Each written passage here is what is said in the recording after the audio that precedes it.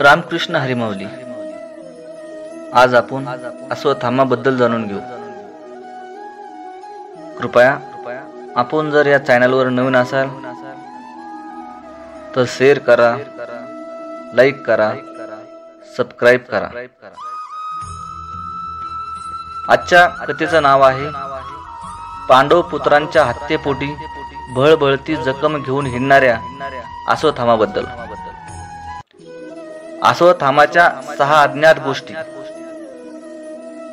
तर जाणून घेऊ. महाभारताच्या युद्धात महाभयंकर सर्वनाश झाला होता.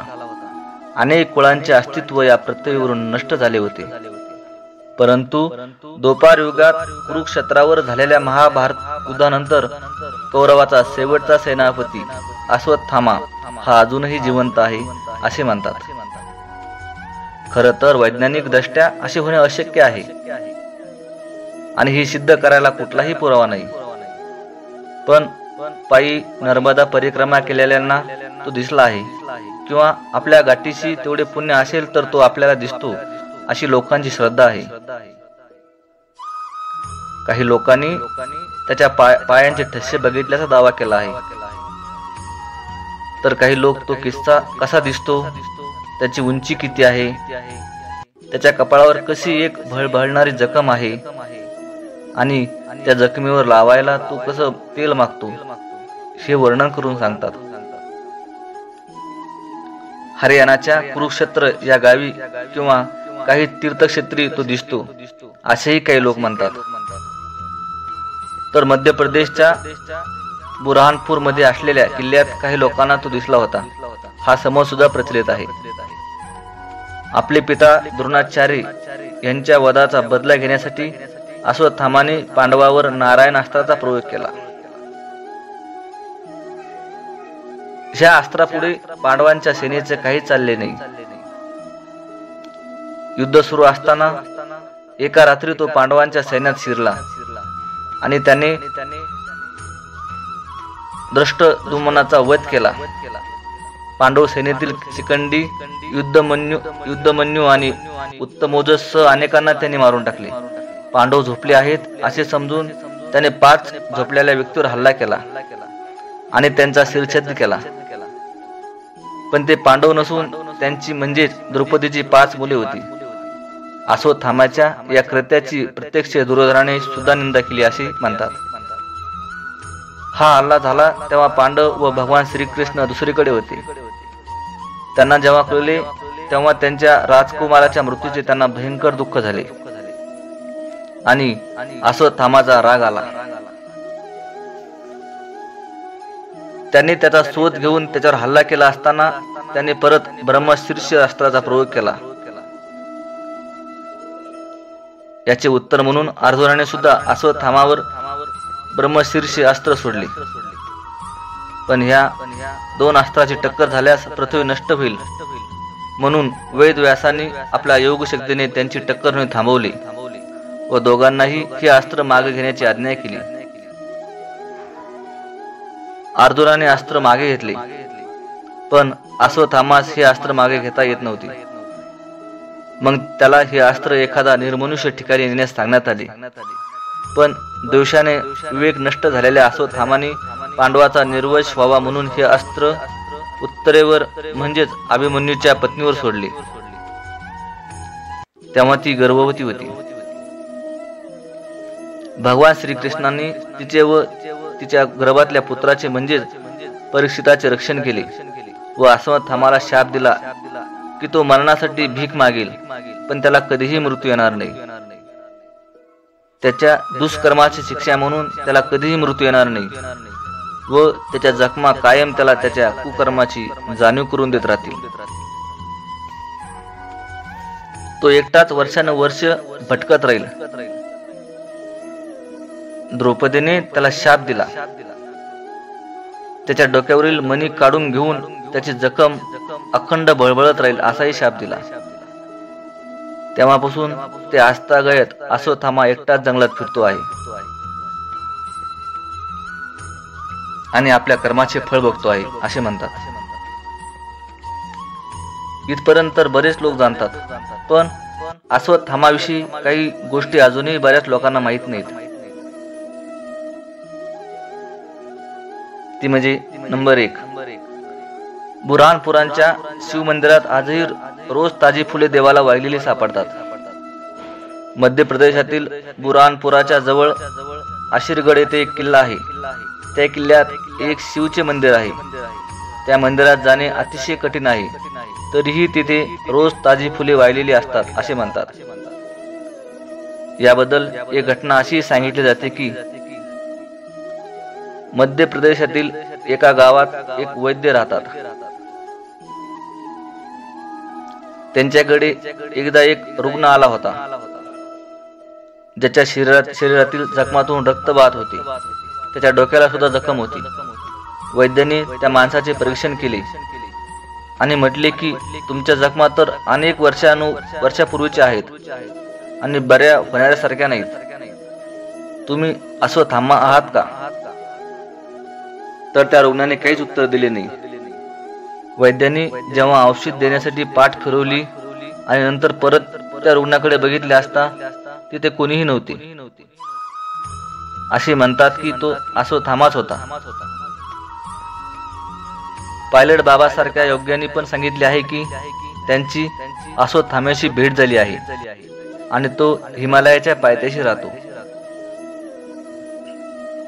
नंबर 2, द्रोणाचार्यांनी इतर शिष्यापेक्षा अश्वत्थामाला जास्त विद्या देण्याचा प्रयत्न केला होता. जेव्हा गुरु द्रोणाचार्य पांडव व कौरवांना शिकवत होते तेव्हा त्यांचा एक नियम होता. त्या नियमाप्रमाणे द्रोणाचार्य यांनी सर्व शिष्यांना पाणी भरण्यासाठी एक पात्र दिले होते. जो त्या पात्रात पाणी भरून आणेल त्याला ते गुप्त विद्या देत असत.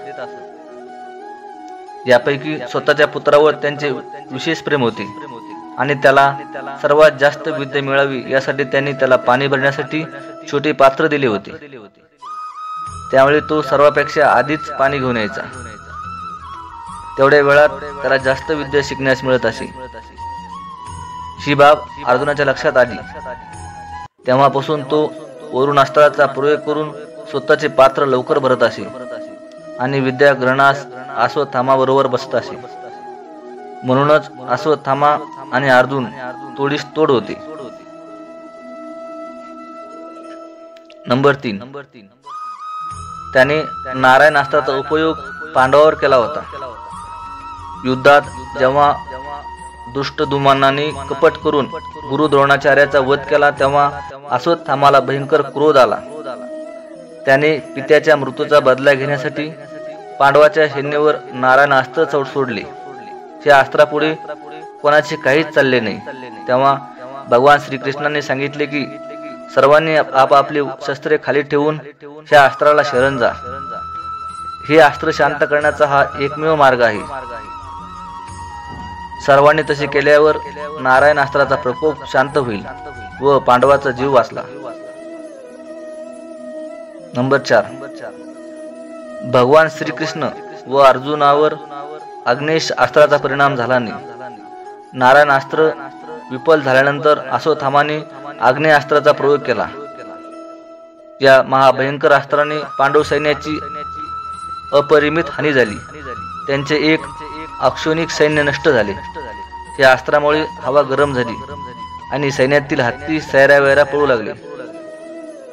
तेव्हा अर्जुनाने ब्रह्मास्त्राचा प्रयोग करून वातावरण पूर्ववत केले, परंतु या अस्त्राचा भगवान श्रीकृष्ण व अर्जुनावर काहीही प्रभाव झाला नाही. याचे अश्वत्थामाला आश्चर्य वाटले. तेव्हा महर्षी वेदव्यासांनी तिथे येऊन अश्वत्थामाला सांगितले की भगवान श्रीकृष्ण व अर्जुन हे नर नारायणाचा अवतार आहेत. त्यामुळं त्यांच्यावर कुठल्याही अस्त्राचा परिणाम होणार नाही. क्रमांक 5, अश्वत्थामाने भगवान श्रीकृष्णाकडे त्यांचे सुदर्शन चक्र मागितले होते. असे म्हणतात की एकदा अश्वत्थामा द्वारकेला जाऊन भगवान श्रीकृष्णाला भेटला व त्यांना म्हणाला की माझे अजय ब्रह्मास्त्र घ्या व मला तुमचे सुदर्शन चक्र द्या. तेव्हा श्रीकृष्ण त्याला म्हणाले की माझ्या शस्त्रापैकी तुला हवे ते शस्त्र उचल व घेऊन जा, त्या बदल्यात मला काहीही नको. तेव्हा अश्वत्थामाने सुदर्शन चक्र उचलण्याचा प्रयत्न केला, पण त्याच्याने ते तसुभर सुद्धा हल्ले नाही. यामुळे अश्वत्थामाला लाज वाटली व तो निघून गेला. क्रमांक 6. अश्वत्थामा कौरवाचा अंतिम सेनापती होता.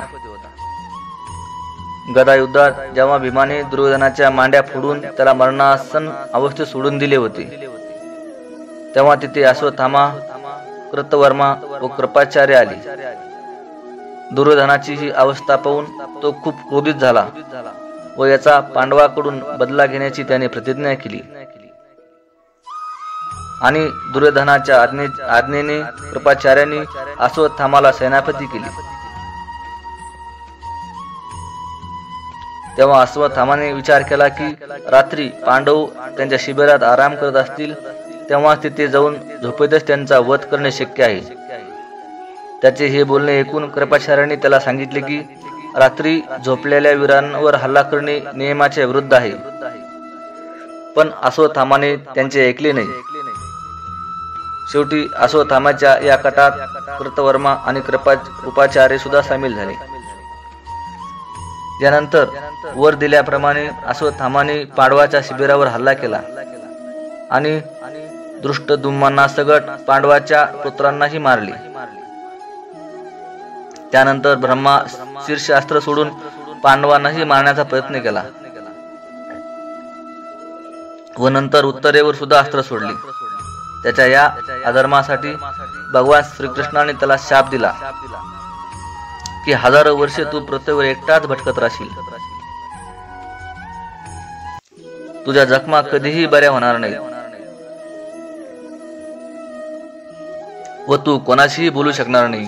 तेव्हापासून तो एकटाच रानावनात हिंडतो आहे, मृत्यूची आराधना करतो आहे, पण त्याला मृत्यू सुद्धा त्याच्या कर्माचे फळ भोगण्यापासून मुक्त करू शकणार नाही. जय श्री कृष्ण.